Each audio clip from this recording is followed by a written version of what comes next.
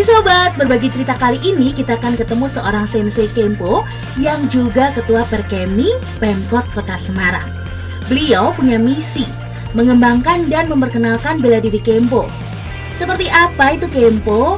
Yang katanya nih Sobat, adalah olahraga yang diciptakan oleh Biksu Shaolin dan dikembangkan oleh bekas tentara Jepang ini. Wow, penasaran kan? Langsung aja nih, kita simak aja berbagi cerita episode kali ini.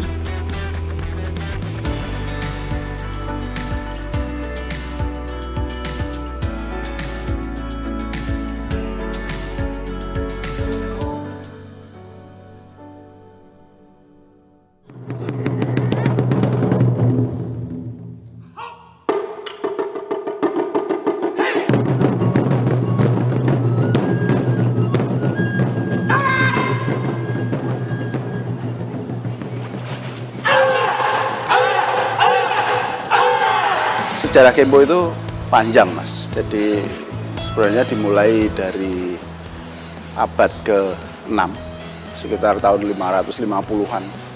Itu ada biksu Buddha namanya Dharma Taisi, beliau dari India menyebarkan agama Buddha sampai melawat ke Cina. Nah kemudian dalam perjalanan menyebarkan agama Buddha itu beliau menghadapi banyak tantangan, sampai tantangan-tantangan itu ya termasuk fisik juga, hingga dia dalam kondisi bahaya. Nah di situ kemudian beliau berpikir bahwa seorang biksu itu tidak hanya mempelajari hal-hal yang sifatnya spiritual saja, tetapi harus juga bisa melindungi diri sendiri dan melindungi orang lain. Jadi beliau berpikir kemudian tidak hanya menjabarkan Buddha tapi menghadapi tantangan tidak mampu, tapi harus bisa menghadapi. Makanya beliau kemudian pada saat itu menguasai Indo Kempo, mempelajari bela diri kuno dari Tiongkok. Lalu beliau bertapa selama 9 tahun menciptakan ilmu bela diri baru. Dan di situ beliau di kuil Shaolin menciptakan bela diri Shaolin Shi Kung Fu, kemudian dikenal dengan Shaolin Kung Fu atau Shorinji Kempo.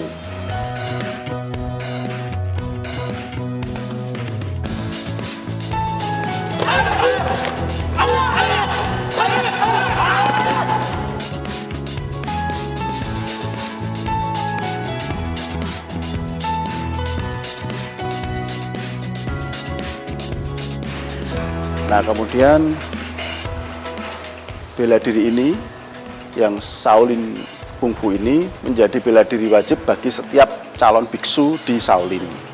Itu pada abad ke-6 tahun 550, dan kemudian perkembangannya sampai pada abad ke-20 pada saat Jepang perbedaan politik sampai ke Cina, kemudian di sana ada peperangan dan sebagainya. Ada salah satu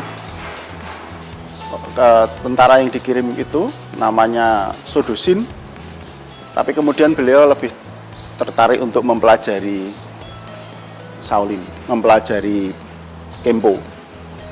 Dilatih oleh Sihang atau Mahaguru ke-20, Swen Taizong. Setelah beliau menguasai dengan benar-benar, beliau Sodosin ini diangkat menjadi Sihang ke-21 di Shaolin. Tapi kemudian kembali ke Jepang sekitar tahun 40-an, menyebarkan Kempo di Jepang, berpusat di Tadotsu. Nah kemudian eranya pada tahun 40-an, 45, ketika Jepang juga ada pada Perang Dunia Kedua kalah, kemudian harus membayar pampasan perang, dan salah satunya harus mengirim pelajar-pelajar Indonesia untuk belajar di Jepang. Ada 3 orang mahasiswa Indonesia yang belajar di Jepang, Sensei Utin Sahras, Sensei Indra Kartasasmita, dan salah satu sensei lagi. Beliau ini kemudian mempelajari Kempo. Sensei Ginanjar yang kemudian menjadi menteri juga itu. Ya, beliau bertiga ini mempelajari Kempo. Kemudian kembali ke Indonesia mengajarkan Kempo, menyebarkan, dan kemudian tahun 66, 2 Februari 66, itu membentuk Perkemi, Persaudaraan Bela Diri Kempo Indonesia.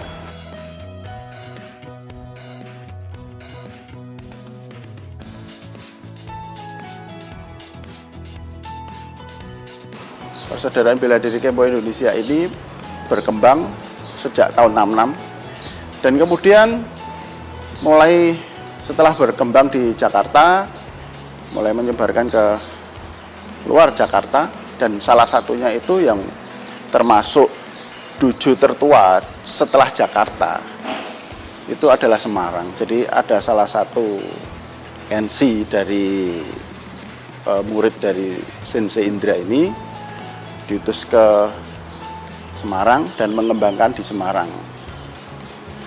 Nah kemudian yaitu mulai sekitar tahun 67 ada Simpe Budi Santoso, kemudian Simpe Hertoto Basuki, Simpe, kemudian ada Simpe-simpe yang lain. Nah beliau-beliau ini yang kemudian mengembangkan Kempo di Semarang dan Jawa Tengah.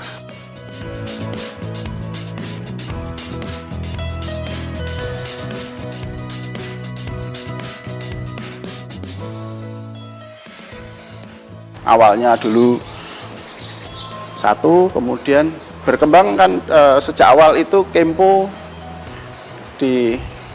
lebih diarahkan untuk dikembangkan di dunia pendidikan, khususnya di universitas dan juga di kaum pelajar, dan kemudian sekolah-sekolah lah, sekolah negeri maupun swasta.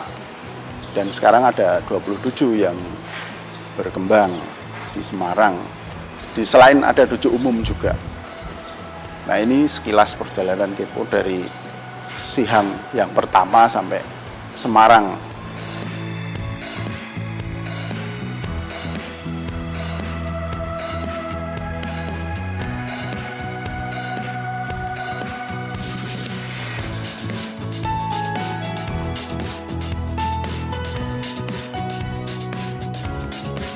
Nah begini, jadi kan ini peran dari Sodosin Mahaguru ke-21 yang juga orang Jepang yang kemudian mengembangkan Kempo modern. Itu membuat pembaharuan untuk teknik-tekniknya. Jadi teknik yang ada di Shaolin itu ada di Kempo karena memang Kempo itu dari Shaolin juga. Nah, cuman kemudian teknik-tekniknya itu dimodernisir, jadi menjadi lebih efektif, lebih simpel, tapi prinsipnya sama. Jadi jurus-jurusnya itu nama-namanya juga sama. Hanya kemudian namanya kan menjadi nama Jepang, ke Jepang karena beliau orang Jepang. Dan itu kemudian mendunia. Sementara kalau Shaolin sendiri kan tradisi dari Shaolin itu, bela diri Shaolin sebenarnya dulu itu tertutup untuk orang luar, jadi hanya untuk biksu saja. Tapi kemudian menjadi lebih berkembang dan Jepang lebih mengembangkan lagi melalui Sodosin ini, begitu. Tapi secara teknis sama, hanya di Jepang itu menjadi lebih efektif melalui pengolahan teknik dan pengembangan dari Sodosin itu.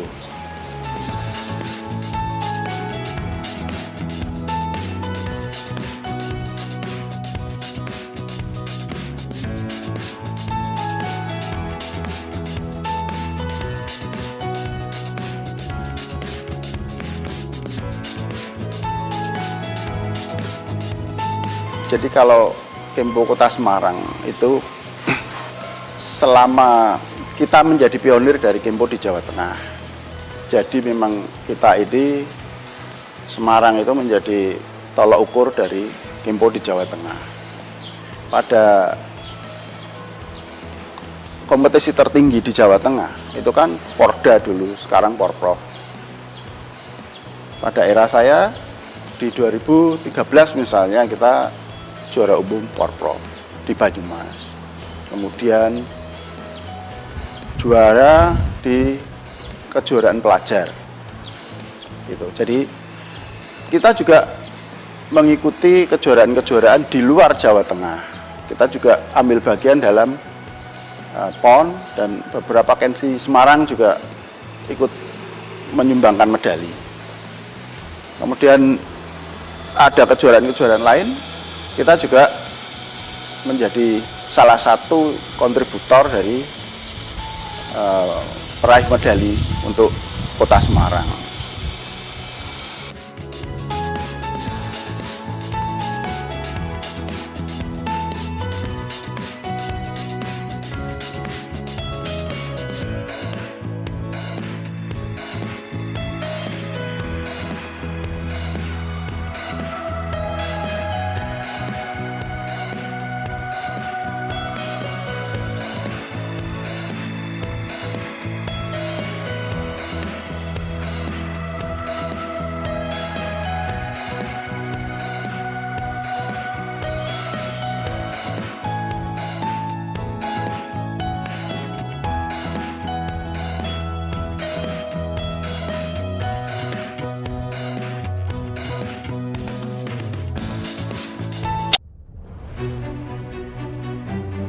Jadi rumah BUMN Gunung Kidul ini dibangun untuk mendampingi UMKM agar lebih dikenal di banyak kalangan masyarakat.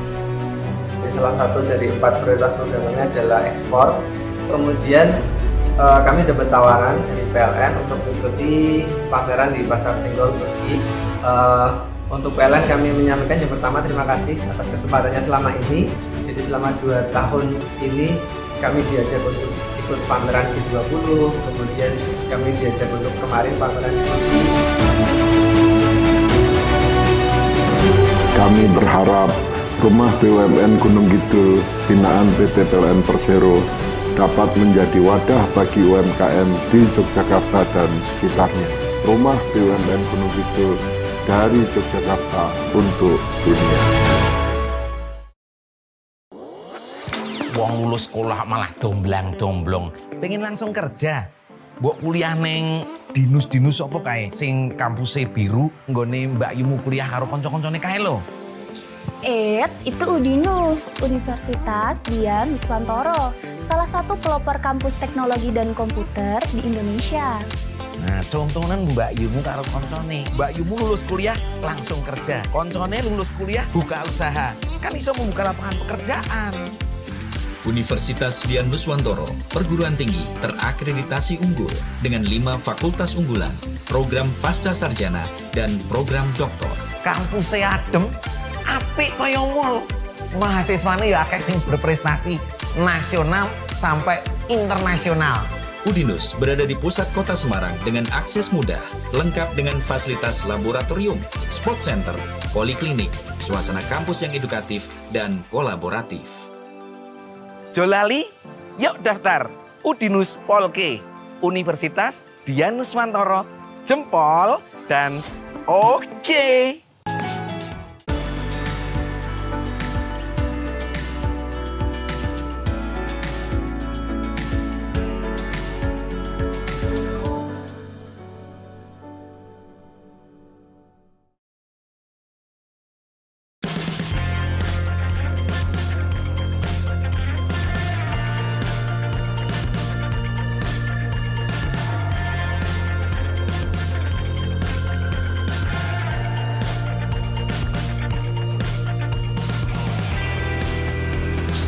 Ada dari sisi bela dirinya sendiri itu adalah di segi teknik.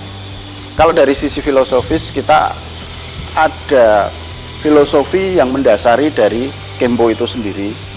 Jadi ada banyak filosofi tapi ada 6 yang menonjol. Seperti misalnya ada Fusatsu Fugai. Itu kan sebenarnya dalam sekali maknanya. Jadi kita dilarang membunuh dan menyakiti. Jadi ada hubungannya dengan doktrin Kempo. Doktrin Kempo itu kasih sayang tanpa kekuatan adalah kelemahan. Kekuatan kasih sayang tanpa kekuatan adalah kezaliman. Jadi kita seorang Kenshi atau pemain Kempo itu harus kuat tapi juga punya kasih. Lalu kemudian dari sisi teknik kita ini ada beberapa teknik pokok. Secara garis besar itu kita orang belajar Kempo secara bela diri, dia mempelajari tentang teknik Juho. Teknik Juho itu adalah teknik-teknik lipatan, teknik bantingan, teknik kuncian.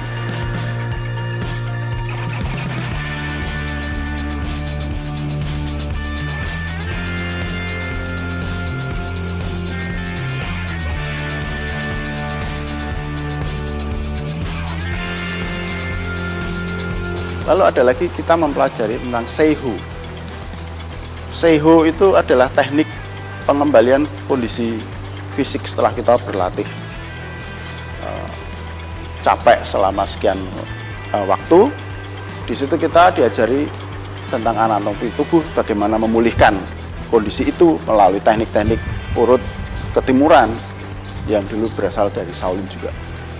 Nah, ya memang kemudian ada teknik juga yang ya ini hanya bisa dikuasai oleh sensei-sensei yang tekniknya sudah tinggi.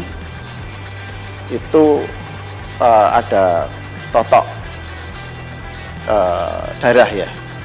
Jadi kalau di film-film kungfu itu ada totok darah, itu betul. Tetapi secara faktual yang namanya totok itu tidak dalam waktu lama. Begitu ditotok, dalam beberapa detik harus dikembalikan ke kondisi semula. Jadi dia tidak mengalami akibat fatal. Kalau dibiarkan akibatnya menjadi fatal karena aliran darahnya berhenti.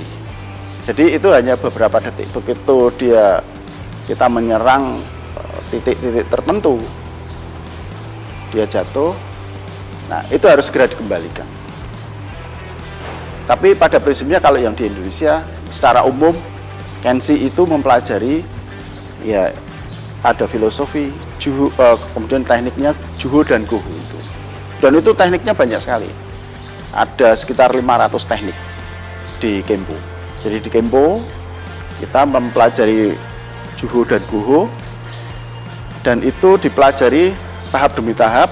Kita memiliki tingkatan, dan setiap tingkatan itu ada teknik yang harus dipelajari. Itu ada kurikulumnya. Kita memiliki kurikulum sebagai acuan. Gitu. Dan itu setidaknya ada 500 teknik sampai ke tingkatan yang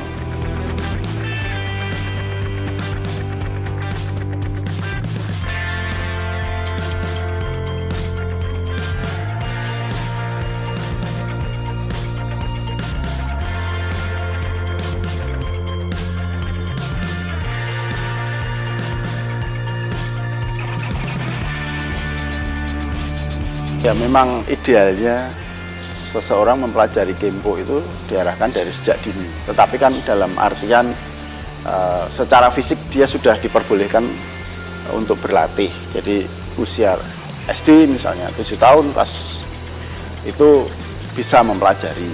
Karena secara fisik dia sudah mulai kuat. Tetapi semua itu sesuai dengan porsinya. Jadi sama-sama mungkin sama-sama melakukan teknik. Tetapi antara yang belia dengan yang sudah dewasa, bebannya kan lain. Tetapi pemahamannya sama, tekniknya sama. Tapi memang akan lebih bagus kalau memang dari sejak dini sudah mempelajari Kempo.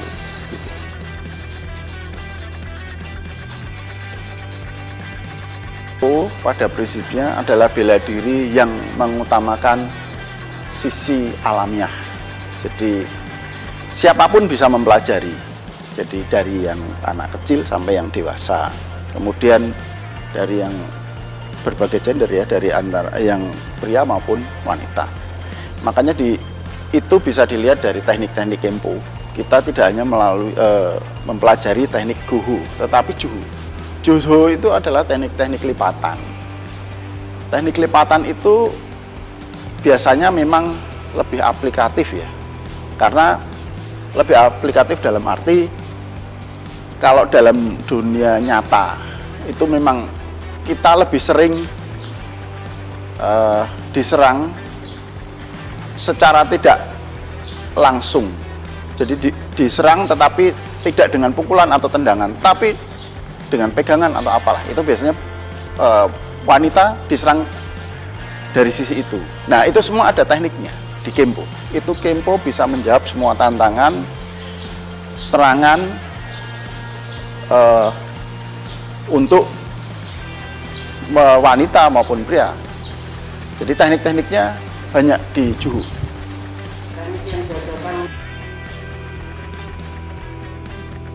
Di Kempo itu teknik yang dipelajari itu tidak membedakan wanita dan pria.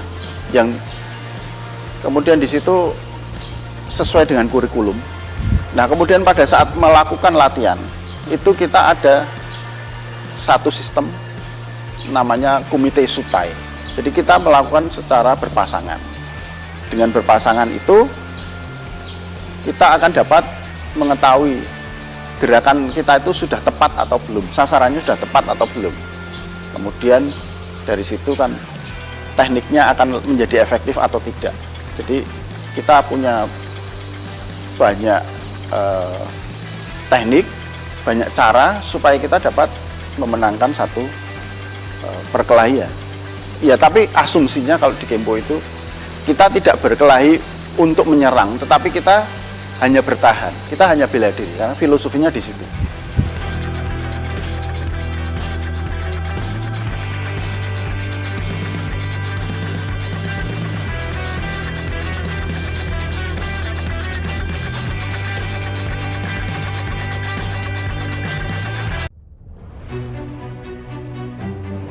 Jadi rumah BUMN Gunung Kidul ini dibangun untuk mendampingi UMKM agar lebih dikenal di banyak kalangan masyarakat. Salah satu dari 4 prioritas programnya adalah ekspor. Kemudian kami dapat tawaran dari PLN untuk mengikuti pameran di Pasar Senggol Turki. Untuk PLN kami menyampaikan yang pertama terima kasih atas kesempatannya selama ini. Jadi selama 2 tahun ini kami diajak untuk ikut pameran G20, kemudian kami diajak untuk kemarin pameran di Turki. Kami berharap rumah BUMN Gunung Kidul binaan PT PLN Persero dapat menjadi wadah bagi UMKM di Yogyakarta dan sekitarnya. Rumah BUMN Gunung Kidul dari Yogyakarta untuk dunia.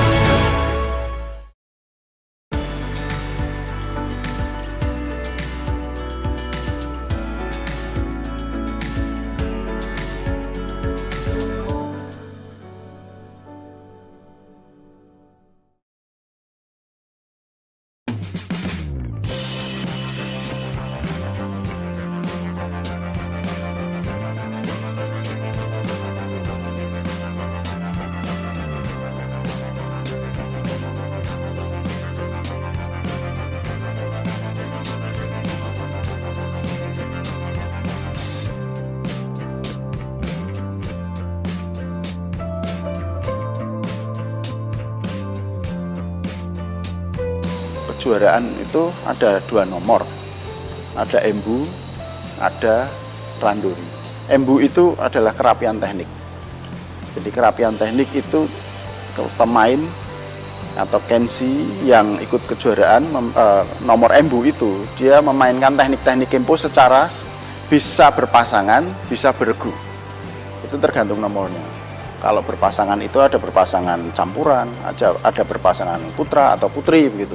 Nah, itu teknik-teknik Kempo yang kemudian disebut wasa itu dimainkan dalam embu itu. Jadi di Kempo itu kalau dimainkan secara berpasangan kemudian menjadi wasa.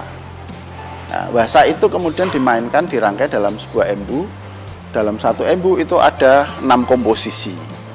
Nah, setiap komposisi ada 2 wasa. Itu dimainkan secara bersamaan. Ya, gitu. Itu untuk embu. Kemudian untuk randori itu perkelahian bebas.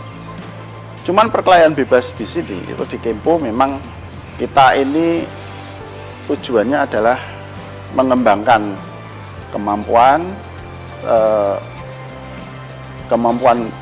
kenshi untuk meraih poin setinggi-tingginya, tetapi tidak dengan membunuh lawan. Jadi kita ini mencari poin.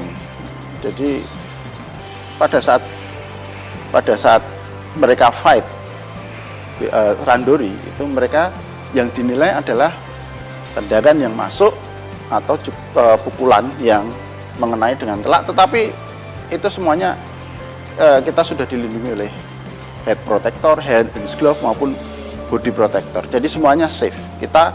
Karena pada prinsipnya kalau di Kempo randori itu kita sama-sama saudara. Jadi ini kita mencari poin. Jadi poin masuk, tapi tidak untuk menjatuhkan gitu.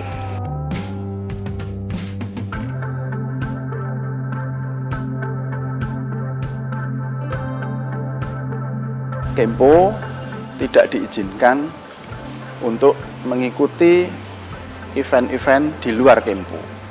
Jadi Kempo ini sesuai dengan doktrinnya bahwa ini adalah bela diri yang hierarkinya begitu kuat, kemudian filosofinya begitu kuat. Jadi kita tidak diizinkan untuk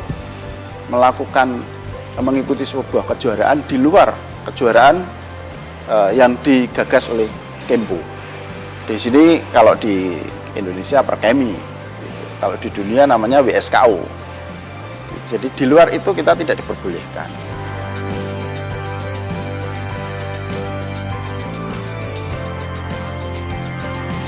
Ada yang tertarik dengan Kempo, kita Perkemi Pemkot Semarang itu mengampu 27 yang sudah ada. 27 itu ada di 7 universitas, 7 sekolah dan juga umum. Yaitu nanti bisa dikonsultasikan dengan cabang kalau misalnya mereka tertarik untuk mengikuti bela diri Kempo. Bisa ke sekretariat Kempo saja, Perkemi Pemkot Kota Semarang, ada di Pusponjolo Selatan 1B. Kita berharap bahwa Kempo ini akan berkembang di semua kalangan di Kota Semarang ini, tidak hanya di kalangan kaum pelajar, tapi umum juga, karena Kempo ini untuk semua. Jadi, tapi satu hal pada prinsipnya bahwa Kempo secara bela diri dan secara filosofi itu sebenarnya bukan merupakan sebuah sesuatu yang sangat sulit untuk dikuasai, tetapi ini sebenarnya merupakan sebuah kebutuhan. Semuanya harus memiliki bela diri, dan pada poinnya bahwa Kempo ini tujuannya adalah tidak menciptakan jagoan, tetapi kita ini sebenarnya adalah karakter building. Jadi membentuk manusia yang baik, yang berani. Jadi untuk menjadi yang baik, dia harus bisa menjaga dirinya sendiri maupun orang lain. Dari doktrin Kempo saja, ya, bahwa kasih sayang, kekuatan tanpa kasih sayang adalah kezaliman. Kasih sayang tanpa kekuatan adalah kelemahan. Jadi setiap manusia itu harus kuat dan punya kasih sayang.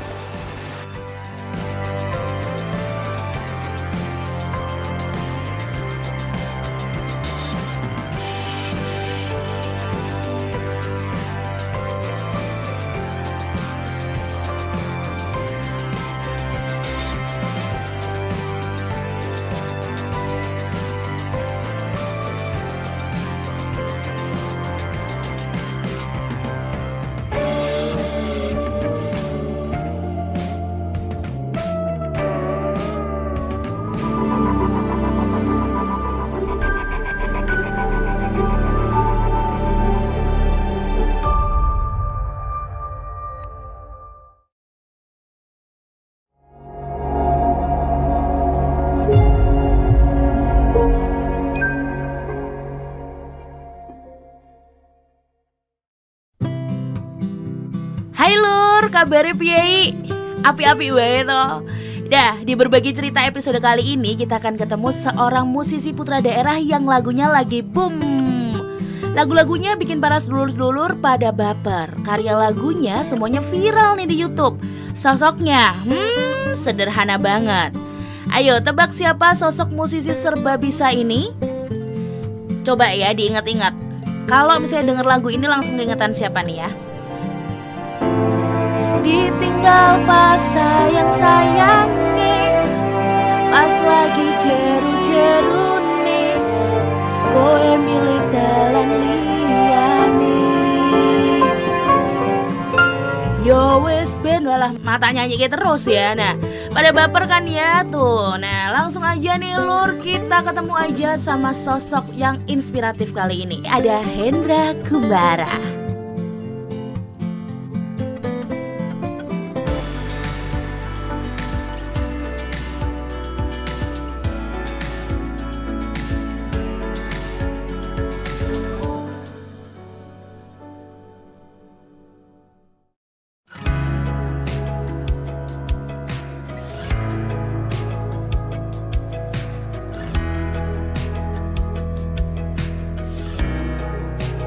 Awalnya memang kalau cita-cita zaman kecil malah aneh-aneh Mas. Cita-cita jadi pesulap, jadi astronot dan lain-lain. Tapi setelah dewasa kan akhirnya tahu, oh ternyata aku kok lebih cenderung ke musik gitu. Mulai SMP itu udah mulai seneng. Awalnya itu malah waktu hitanan itu teman-teman yang lain mungkin pada minta PS, minta ini, aku mintanya kendang waktu itu Mas. Mintanya kendang karena tetanggaku itu banyak yang suka dangdutan itu. Aku tuh kendang gitu.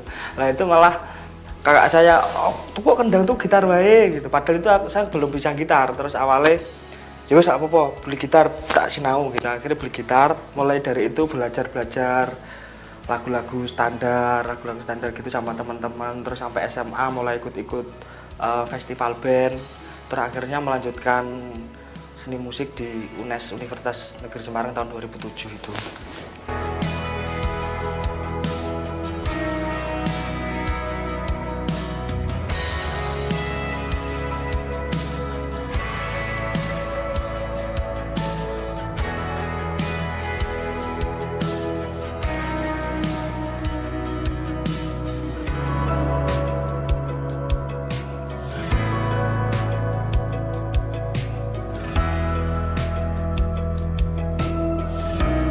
Awalnya itu saya waktu SMA juga udah sering ikut dangdut, grup orkes keliling gitu. Itu juga kalau pulang malam itu sering diomongin, "Ku ngopo sampai ya ini. Wah, apa aku malah seneng ini."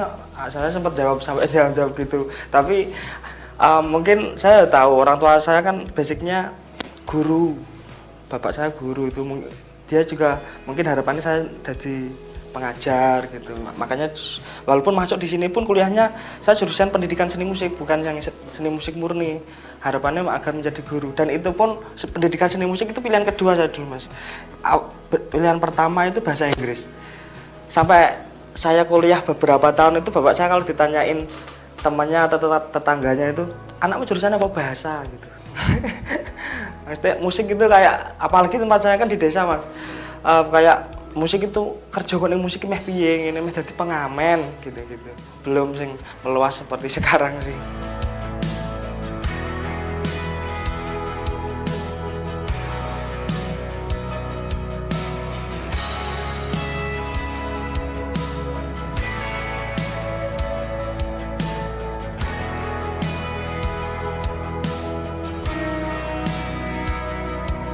Saya waktu mulai di kuliah seni musik Semarang itu kan akhirnya ketemu sama teman-teman yang sefrekuensi Mas.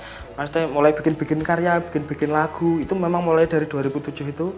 Terus mulai ikut project kesana kesini, misalnya kayak ngisi di acara wedding, ngisi di kafe-kafe, terus main di event-event apa. Salah satunya juga di Bank di Jawa Tengah itu ada grup campur sarinya itu yang hampir berarti setiap bulan sekali itu dulu saya ngisi di sana. Main pertama cak-cuk itu, cak yang cing itu, terus yang kedua gitar itu.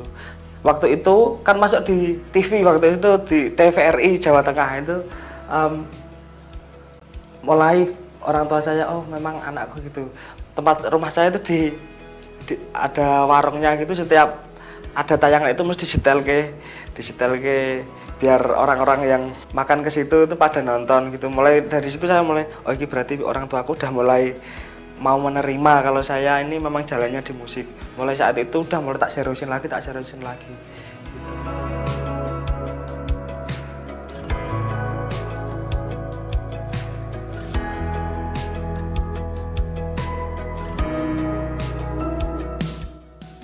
Kalau saya biasanya lagu-lagu ya banyak juga yang pengalaman pribadi. Terus ada juga kalau misalnya saya ceritanya mungkin wah cerita iki wis pernah tak gawe, lagu iki pernah tak gawe gitu. Biasanya teman pas lagi nongkrong gitu kan dicerita apa? Coba jajal cerita kok menawan dadi lagu gitu. Mereka cerita curhat gitu terus tak ambil bagian ini. Oh ya, bagian ini belum ada lagu yang menceritakan tentang ini ya gitu. Kalau saya bikin lagu lebih ke detailnya, misal banyaklah lagu yang tentang perpisahan, banyak lagu tentang sedih gitu, tapi kadang yang mungkin yang saya lebih tekankan itu yang detailnya Mas, misal kayak lagu Tibomburi, aku dewean ning dalan prapatan, itu ya emang bener-bener ditinggalnya pas ngopo, pas lagi ning prapatan, terus pas dewean ngene ndek dan mutus ke aku, nah, seperti itu misal, seperti itu. Terus biasanya dapat inspirasinya pas di jalan lagi naik motor gitu. Salah satunya juga itu lagu Dalan Liyan itu pas ngambil laundry Mas. Pas pagi-pagi ngambil laundry yang dalan kok pikiran sopo sing kuat nantang kahanan gitu, mesti saya berhenti terus di HP itu tak rekam voice note gitu.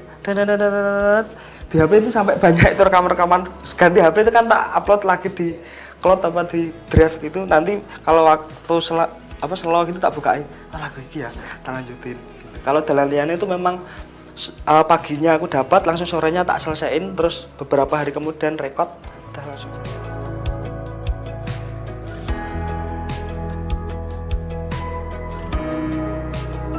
Beberapa pengalaman pribadi atau pengalaman teman-teman, beberapa juga imajinatif.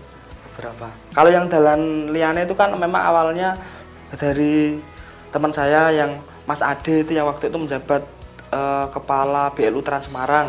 Itu beliau mau buka koridor baru, terus waktu ngobrol nongkrong itu jajal tak dikasih challenge gitu, gue jajal gawe lagu yang bertema dengan koridor sing anyar tapi tetap bisa dinikmati oleh masyarakat gitu. Terus aku waduh dengan bertema bis koridor agak berpikir keras sih apa ya, tapi ya itu paginya kok di jalan gitu tiba-tiba kok oh iya dalan ya ning dalan ini berarti memilih jalan yang lain gitu. Terus tak sambung-sambungnya sama mungkin pengalaman saya, pengalaman teman-teman, karena Dalan Liyane kan bisa luas Mas, bisa diambil dari sisi percintaan juga bisa, mungkin pertemanan atau pekerjaan gitu, lebih luas sih. Soalnya saya juga nggak menekankan kata-kata cinta apa tresno gitu di situ ya.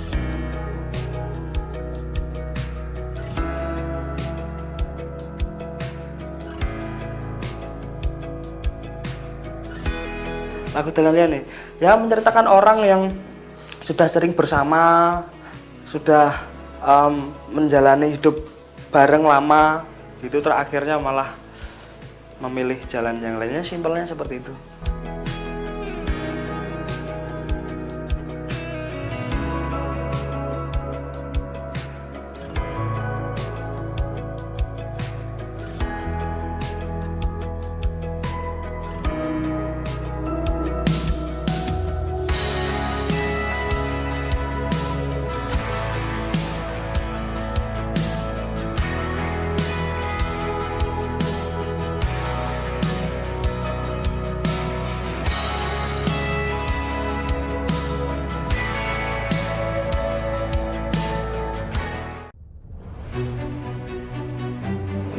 Jadi rumah BUMN Gunung Kidul ini dibangun untuk mendampingi UMKM agar lebih dikenal di banyak kalangan masyarakat. Salah satu dari 4 prioritas programnya adalah ekspor. Kemudian kami dapat tawaran dari PLN untuk mengikuti pameran di Pasar Senggol Turki. Untuk PLN kami menyampaikan yang pertama terima kasih atas kesempatannya selama ini. Jadi selama 2 tahun ini kami diajak untuk ikut pameran G20, kemudian kami diajak untuk kemarin pameran di Turki. Kami berharap rumah BUMN Gunung Kidul binaan PT PLN Persero dapat menjadi wadah bagi UMKM di Yogyakarta dan sekitarnya. Rumah BUMN Gunung Kidul dari Yogyakarta untuk dunia.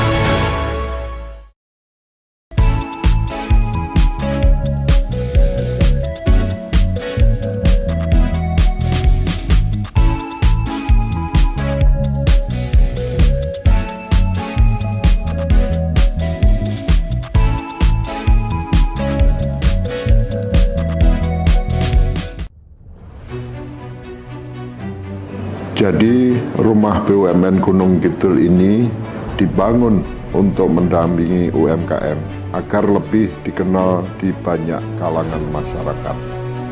Salah satu dari 4 prioritas perdagangannya adalah ekspor. Kemudian kami dapat tawaran dari PLN untuk mengikuti pameran di Pasar Senggol Turki. Untuk PLN kami menyampaikan yang pertama terima kasih atas kesempatannya selama ini. Jadi selama 2 tahun ini kami diajak untuk ikut pameran G20, kemudian kami diajak untuk kemarin pameran di Turki. Kami berharap rumah BUMN Gunung Kidul binaan PT PLN Persero dapat menjadi wadah bagi UMKM di Yogyakarta dan sekitarnya. Rumah BUMN Gunung Kidul dari Yogyakarta untuk dunia.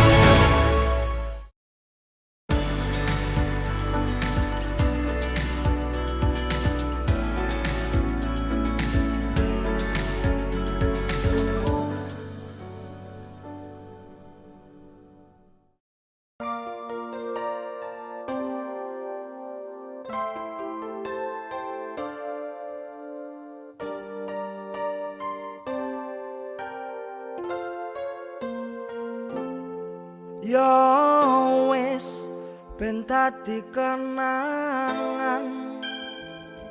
Kalau lagu Yo wis sebenarnya setelah lagu Dalan Liyane itu saya sudah mau rilis itu yang Yo wis. Cuman waktu itu masih ada manggung-manggung, terus juga waktu Maret itu mau rilis malah kena corona.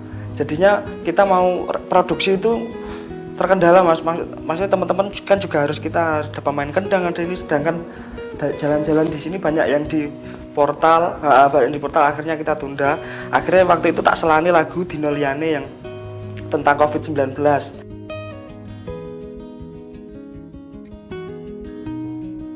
Karena aku di rumah dewe tengok-tengok gini, saya bener-bener waktu itu 2 minggu, awalnya kan 14 hari itu, bener-bener di rumah nggak keluar, bahkan mungkin sampai sebulan lebih bener-bener di rumah. Keluar cuma kalau cari makan itu. Terakhir genjreng-genjreng, ini nek nggak tak bikin karya apa gitu yang tentang keadaan saat ini tapi dari sudut pandang yang berbeda itu kan kurang, kita kok nggak ada anak gunanya gitu, tengok gini. Akhirnya coba bikin, saya lihat status WhatsApp teman-teman kok nikahnya pada diundur ya, ini dan lain-lain gitu. Coba dari orang yang nikahnya diundur, akhirnya ketemu itu lagu Dino Liyane. Terus setelah lagu Dino Liyane itu kemarin juga sempat rilis album yang dulu saya sempat bikin beberapa single akustik Jawa, terus kemarin tak jadiin satu jadi 9 lagu itu di album Wayahe. Terus mulai boleh berkegiatan tapi dengan protokol kesehatan lah, baru langsung wah lagu ya wis digas iki maneh.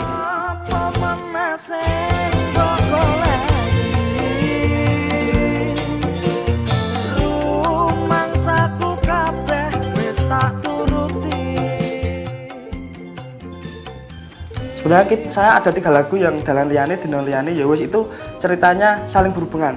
Tapi pemeran utamanya berbeda. Tapi mereka bertemu di BRT. Ada 3 orang itu yang petugas BRT, terus yang tukang sapunya itu di lagu Dino Liyane, dan yang mas-mas brewok yang pertama cuma jadi figuran di Dalan Liyane itu jadi peran utama di video klip Yo Wis. Itu kalau Yo Wis itu kenapa Mas Brewok itu tadi kok sampai nabrak mbak-mbak itu, ternyata dia buru-buru mencari istrinya yang minggat seperti itu. Biasanya saya melihat momen itu terus menceritakan gini ya, saya sering seperti itu. Sebelum lagu ini juga waktu dulu bikin lagu-lagu sama Darboy Gang itu juga rencananya mau saya bikin itu kayak saling menyambung itu, tapi kan Darboy Gang waktu itu langsung pindah ke Jogja, makanya nggak kesampaian, akhirnya lagu sendiri sih tak nyanyi ke dewe, akhirnya sing ya wis ya tak lanjut ke gitu.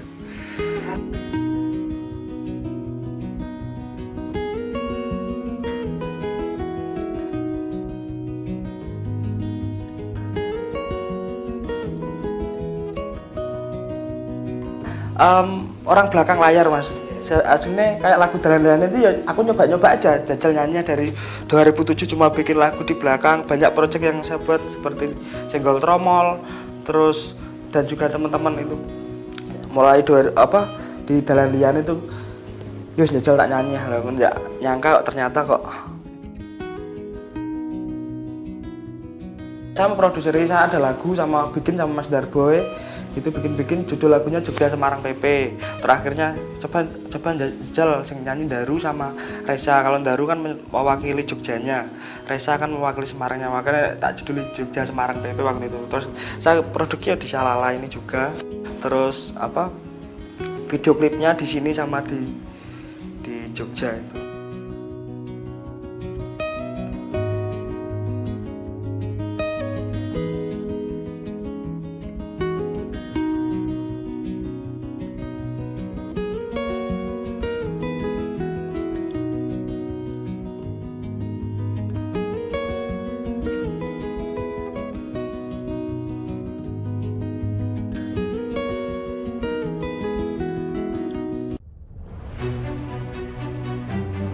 Jadi rumah BUMN Gunung Kidul ini dibangun untuk mendampingi UMKM agar lebih dikenal di banyak kalangan masyarakat. Salah satu dari 4 prioritas programnya adalah ekspor. Kemudian kami dapat tawaran dari PLN untuk mengikuti pameran di Pasar Senggol Turki. Untuk PLN kami menyampaikan yang pertama terima kasih atas kesempatannya selama ini. Jadi selama 2 tahun ini kami diajak untuk ikut pameran G20, kemudian kami diajak untuk kemarin pameran di Turki. Kami berharap rumah BUMN Gunung Kidul binaan PT PLN Persero dapat menjadi wadah bagi UMKM di Yogyakarta dan sekitarnya. Rumah BUMN Gunung Kidul dari Yogyakarta untuk dunia.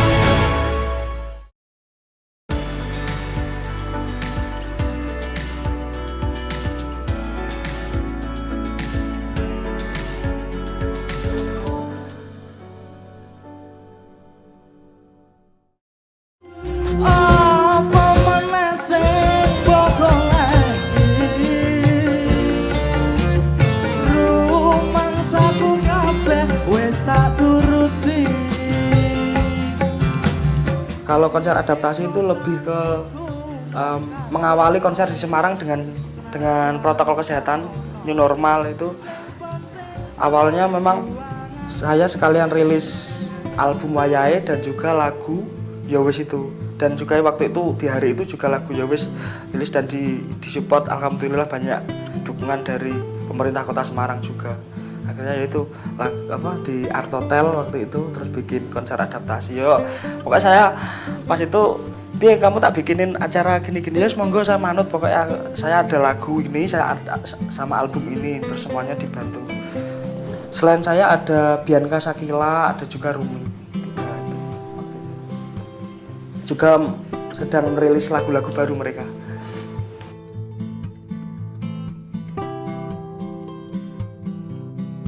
Yang penting saya pengen berkarya.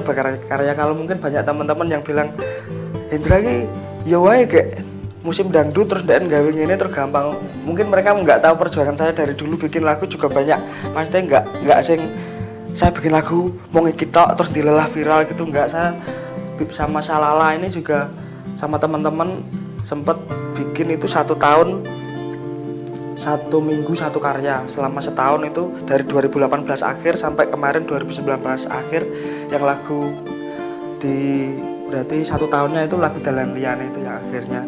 Nah itu kalau mempromosikan teman-teman itu ya enggak sih ya, kalau saya malah pikirannya ayo kayak gini loh musisi ini saling saling support, saling mengapresiasi gitu. Ada temennya ya diumpulke, ada temennya ini juga diumpulke. Nanti mesti saling timbal balik kok.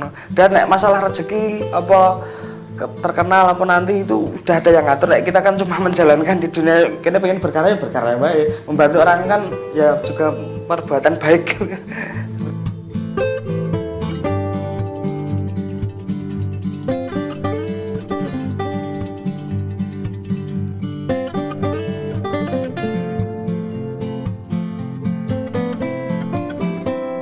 nggak saran, cuman mungkin ini belajar bersama karena saya juga masih belajar sampai sekarang. Itu ya apa ya, konsisten itu yang penting tetap nomor satu. Terus mungkin kalau saya kan kayak ada orang yang selalu menginspirasi, misal banyak sih, misal kayak Pak Didi Kempot, terus Rhoma Irama, Erik Sukamti kayak gitu, yang sering saya misal lagi agak kendo itu tak tonton. Asal mereka iso kok ngene kok. Mereka iso kok gini. Aku mesti kudu iso aku kayak gitu. Saya manusia, mereka juga manusia. Saya pasti bisa seperti mereka. Gitu yang akhirnya semangat tuh bikin lagi. Semangat bikin. Ya banyak omongan, "Kowe sampai kapan ini? Kowe sampai kapan ini?" Justru itu malah jadi motivasi. Oh, tak buktekke aku mesti iso kok ngene iki ya, seperti itu. Pokoknya nah, untuk anak-anak muda zaman sekarang ya jangan anu lah. Sekarang kan banyak banget teknologi, Mas. Zaman dulu saya nyebarke lagu itu ndak kudu muter ning radio satu-satu, dicetak CD, cetak dhewe, tak long PT dhewe gitu, tak sebarke itu banyak ditolak. Sekarang itu gampang. Teknologi tinggal bikin video, diupload YouTube itu udah sak dunia sudah bisa nonton semua kan. Itu ya harus mencari celah. Di era-era seperti ini harus pinter-pinter, nggak cuma kita kemakan teknologi konsumtif gitu tapi nggak ada produktivitas, nanti malah bisa tenggelam. Kalau saya impiannya nggak muluk-muluk, Mas. Ya saya wong Jawa kita biasa wae. Saya yang penting pengen berkarya sampai tua gitu, sampai punya cucu, punya buyut mungkin, tapi tetap pengen bikin lagu sak gelemku dhewe, tak rekam, tak bikin video biar nek lagu kan pesan, biar pesannya bisa tersampaikan kepada semua orang. Berkarya aja sih, Mas. Nek aku berkarya pengen konsisten berkarya sampai tua gitu aja. Kalau yang penting stabil aja, pengen stabil aja gitu sih. Enggak sing terlalu, paling ya ini yang terdekat ini lagi bikin project sama Mas Lagut sedang bikin album solo itu saya. Ini produksinya juga di sini yang bantu seperti itu. Buat dulur-dulurku semua yang nonton acara ini, nonton video ini, tetap semangat berkarya. Yang baru mulai juga tetap semangat, jangan kendor, jangan terputus hanya karena alatnya kurang apa jenenge ini kurang iki. Apapun harus kita maksimalkan. Saya dulu rekaman pertama juga cuma pakai headset sama pakai tempolong itu juga jadi lagu. Itu pokoknya jangan banyak alasan. Berkarya itu yang penting langsung saandet berkarya pengen iki, ayo langsung sekarang gitu. Mantap.